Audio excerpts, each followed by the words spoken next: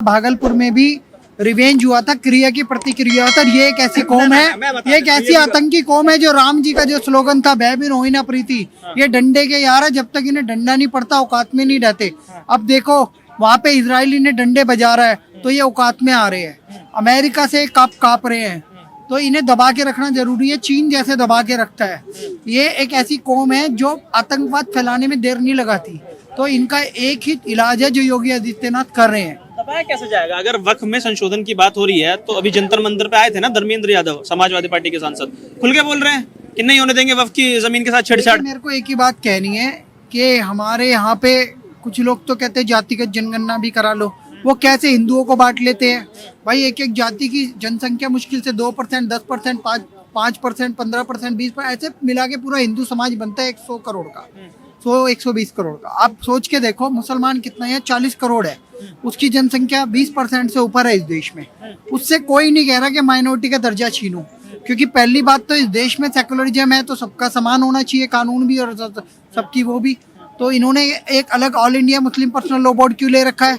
क्या किसी सिख का पर्सनल लॉ बोर्ड है, किसी ईसाई का है, किसी जैन का है, किसी पारसी का है? नहीं है, लेकिन इनको दे रखा है। वहीं पे वक्फ बोर्ड, जब देश का बंटवारा हुआ मजहब के आधार पे, पाकिस्तान में कोई सनातन बोर्ड बना था, कोई हिंदू बोर्ड बना था, नहीं तो, लेकिन यहाँ मुसलमानों के लिए मुस्लिम पर्सनल लॉ बोर्ड और ये वक्फ बोर्ड क्यों बना? शरिया लॉ यहाँ क्यों चल रहा है? क्रिमिनल में क्यों नहीं चलता? ये 4 शादी 40 बच्चे कर सकते हैं, हिंदू सिर्फ एक ही विवाह कर सकता है, वो भी तलाक के बाद दूसरे विवाह कर सकता है। ये दोहरे मापदंड भारत के संविधान में क्यों चल रहे हैं? भारत की न्यायपालिका में क्यों चल रहे हैं? भारत का लोकसभा और राज्यसभा इस पे क्यों नहीं स्टेप उठाता? देखिए सवाल ये भी बनता ना, हर जगह संबल, बहराइच, नागपुर एक ही कौम क्यों है वहाँ पे सारी हर जगह?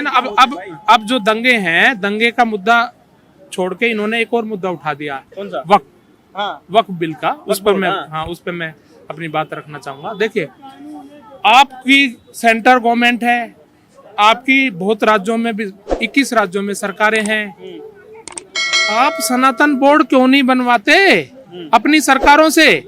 और जहां तक वक्फ की बात है, जब देश का विभाजन हुआ था, यानी पाकिस्तान अलग बन गया, हिंदुस्तान अलग स्वतंत्र देश बन गया, तो जो यहाँ से जो मुस्लिम छोड़कर पाकिस्तान चले गए, उनकी जो संपत्ति थी वो यहीं रह गई। उस संपत्ति को सरकार ने अपने हैंड ओवर कर लिया। सुन लीजिए ना, बता रहा हूँ। कौन सी सरकार ने? बता रहा हूँ कौन सी सरकार ने? मैं बता रहा हूँ। भारत सरकार ने। हाँ, नहीं हुआ ये, सुन लीजिए, नहीं हुआ ये, उनको वापस दिया गया था, उनको वापस दिया गया था। मैं उसी पे आ रहा हूँ यार। वो एक तरीका था।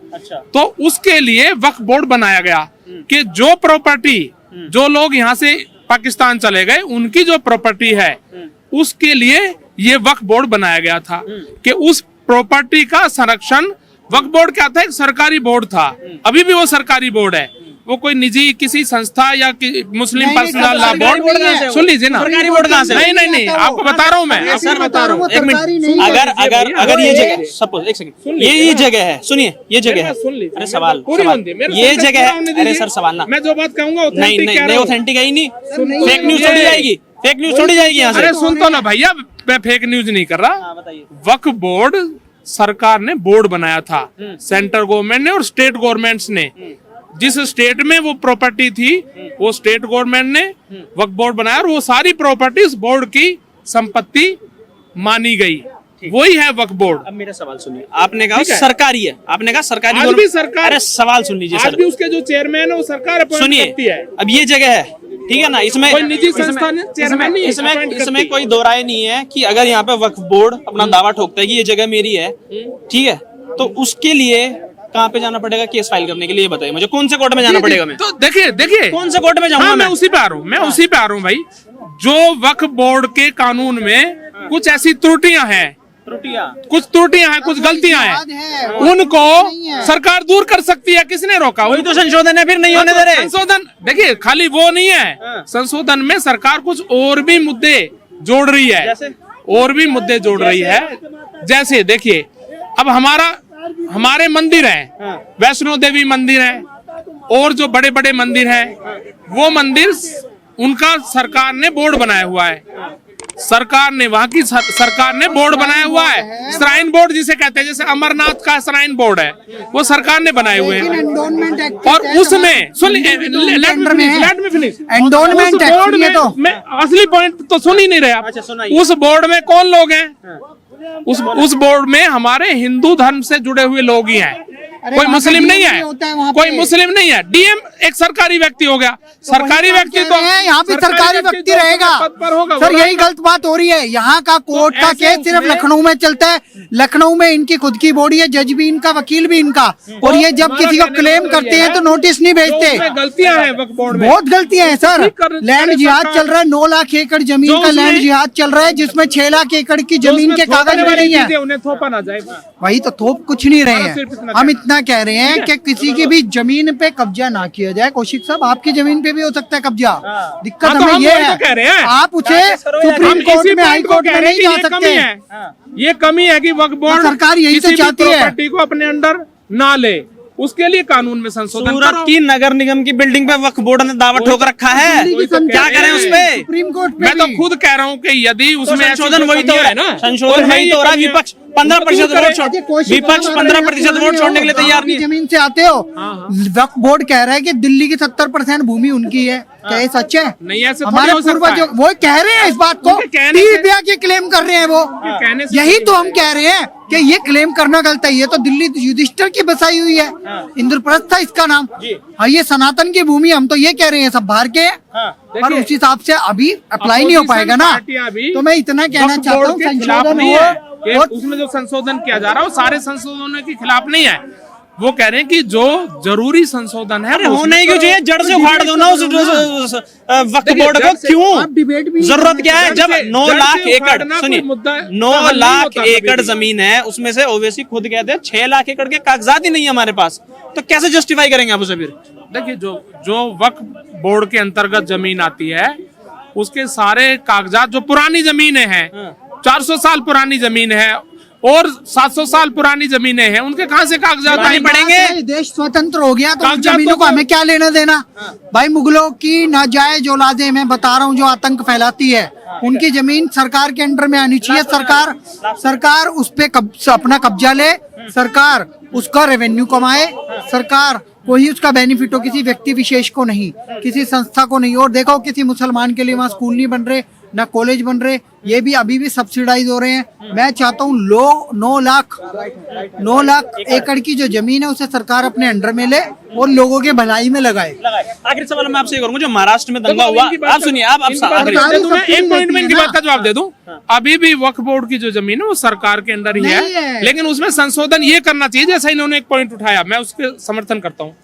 इन्होंने पॉइंट उठाया ना कि वक्फ बोर्ड से जो इनकम होती है, उस इनकम को मुस्लिम, चाहे मुस्लिम समुदाय के लोगों के लिए या गरीब तबके के लोगों के लिए कॉलेज खोले जाएं, हॉस्पिटल खोले जाएं।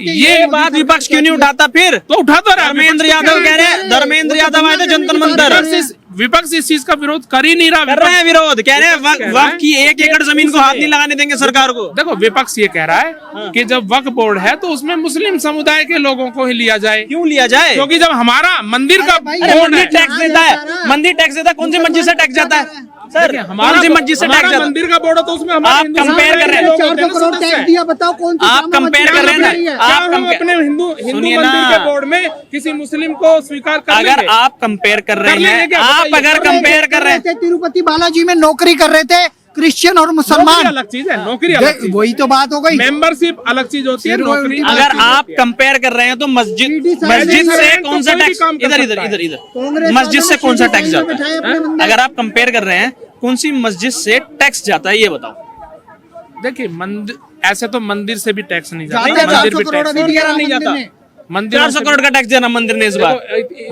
देश भर में लाखों मंदिर हैं दे और रहे हैं, 9 लाख। उन मंदिरों की आमदनी भी होती है, लेकिन कोई भी मंदिर टैक्स के दायरे में अरे नहीं क्या है। बात कर रहे हैं, एंडोनमेंट टैक्स के दायरे में, इनको नहीं यही है, नहीं नहीं पता। है, नहीं है। एंडोनमेंट टैक्स के दायरे में ये तो खुद 10,000 या 25,000 मंदिर, ये तो खुद कर्नाटक सरकार स्वीकार कर चुकी है। अच्छा, बड़े हिमाचल मंदिर की है ना, सरकार वो क्या है। कह रही है कि हम ज्वाला मंदिर पे टैक्स लगाएंगे, ज्वाला मंदिर से पैसा लेंगे अपने डेवलपमेंट के लिए, फ्री की सेवा देने के लिए। कर्नाटक में सिद्धारमैया सरकार और DK शिव कुमार कह रहे हैं मंदिरों के पैसों से लोगों फ्री सुविधाएं देंगे। ये क्या तरीका है? तमिलनाडु में कितने मंदिरों पे कब्जा पता है? तिरुपति बालाजी भी अभी सरकार के अंडर में ही है। हमें ये समझना पड़ेगा, सरकार एंडोनमेंट एक्ट के तहत जो अंग्रेजों के समय था, उस एंडोनमेंट एक्ट के तहत मंदिरों का पैसा लूटती है, सब्सिडी में देती है और पता नहीं कहां का लगाती है। 9 लाख करोड़ रुपए भारत के मंदिरों से लूटा जाता है। मोदी सरकार इस पे भी कोई प्रस्ताव लाए, मंदिरों को सरकारी दखल अंदाजी से मुक्त कराए और स्वतंत्र बॉडी बना के, जैसे वैष्णो देवी श्राइन बोर्ड है, वो डेवलपमेंट में भी लगता है, सरकार को भी मदद करता है, लोगों को भी मदद करता है। इस तरीके से इंडिविजुअल बॉडी होनी चाहिए और मंदिर ही अपने अखाड़े भी खोले, मंदिर ही अपना डेवलपमेंट भी करे, वहाँ की रोड वगैरह लाइटिंग वगैरह का काम भी में पैसा लगाए, क्योंकि सरकार ले जाती है तो तुष्टिकरण के लिए भी लगाती है। कुछ स्टेटों की सरकार है, वो नहीं होना चाहिए। मंदिर का पैसा गौशालाओं में लगना चाहिए, मंदिर का पैसा गरीब कल्याण में लगना चाहिए, हिंदू वृद्धाश्रमों में लगना चाहिए। जी हाँ। और मंदिर, सरकार मंदिर के पैसों पे डकैतियां मारना बंद करे, एंडोनमेंट एक्ट खत्म हो और मंदिरों का पैसा गुरुकुल खोलने में, हिंदू स्कूल कॉलेज खोलने में लगे। और जैसे पहले यहाँ पद्धति थी तक्षशिला नालंदा वाली, वो शुरू होनी चाहिए। संस्कृत के संवर्धन के लिए मंदिरों का पैसा लगना चाहिए, गौ माता की सेवा और संवर्धन के लिए, गोचर भूमि के लिए मंदिरों का पैसा लगना चाहिए, ऑर्गेनिक खेती के लिए मंदिर का पैसा लगना चाहिए। जो प्रकृतिवादी हमारा धर्म है, उस धर्म को आगे बढ़ाने के लिए, सनातन धर्म संस्कृति के रक्षा के लिए हिंदुओं का पैसा लगना चाहिए। जो मंदिरों के एंडोनमेंट एक्ट के तहत लूटा जा रहा है, उसे मोदी सरकार खत्म करे और मंदिरों का पैसा मंदिर हिंदुओं के ही कार्यों में लगे, हिंदुओं के ही विकास में लगे। आखिरी सवाल आपसे ये करूंगा कि नागपुर में जो दंगा हुआ, अब फडणवीस सरकार के लिए भरपाई जो होगी वो दंगाइयों से की जाएगी, कितना सही लग रहा है ये फैसला महाराष्ट्र सरकार का? देखिए, इस फैसले का हम विरोध नहीं कर रहे। ये तो होना भी चाहिए कि यदि चाहे वो किसी भी धर्म के लोग दंगा करते हैं, हिंदू, मुस्लिम, सिख, ईसाई, जैन, बौद्ध, कोई भी, या कोई, उसे धर्म से भी मत जोड़ो आप। यदि कोई भी व्यक्ति किसी भी प्रॉपर्टी को नुकसान पहुंचाता है तो उससे उसकी भरपाई की ही जानी चाहिए, जिससे कि इस पर नियंत्रण तभी लगेगा। क्योंकि हम देखते हैं कि ये तो चलो दंगा, छोटा मोटा आंदोलन भी होता है, कई बार वो आंदोलन उग्र रूप धारण कर लेता है कुछ शरारती तत्वों के कारण। बसों को जला दिया जाता है, गाड़ियों को जला दिया जाता है, सार्वजनिक या निजी संपत्तियों को तोड़फोड़ की जाती है। तो जो ऐसा करते हैं उनसे वसूलने में कोई हर्ज नहीं है, वसूलना चाहिए जिसने दंगा किया, जिससे कि उनको सबक मिले। इनसे सहमत हूँ। जब तक वसूला नहीं जाएगा ना, जब तक वसूला नहीं जाएगा तब तक इनको अकल नहीं आएगी। वोट राइट छीनना चाहिए, हो सके तो इन्हें जेल में रखना चाहिए, इनकी नागरिकता समाप्त की जानी चाहिए, इनसे सब कुछ राशन कार्ड वगैरह सब छीन जाने चाहिए।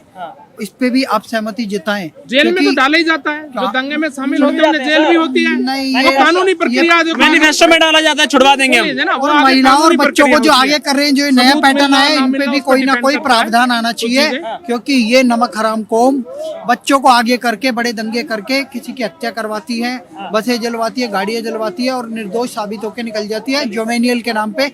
इस पे भी कोई ना कोई सरकार कदम उठाए। चलिए सर, बहुत बहुत शुक्रिया हमसे बात करने, आप लोगों ने हमें समय दिया। तो कहीं ना कहीं दिल्ली की जनता का यही मानना है कि जो दंगाई है उन पर सख्त से सख्त कार्रवाई होनी चाहिए, वसूली भी उनसे की जानी चाहिए। आप लोगों की क्या राय है इस वीडियो पर हमें कमेंट करके जरूर बताएं। जो नागपुर में पूरा दंगा हुआ है, इस पर अपनी क्या राय है हमें कमेंट करके जरूर बताएं। चलिए, तो हमारी इस वीडियो में बस इतना ही। वीडियो पसंद आई तो शेयर और चैनल को सब्सक्राइब जरूर करें।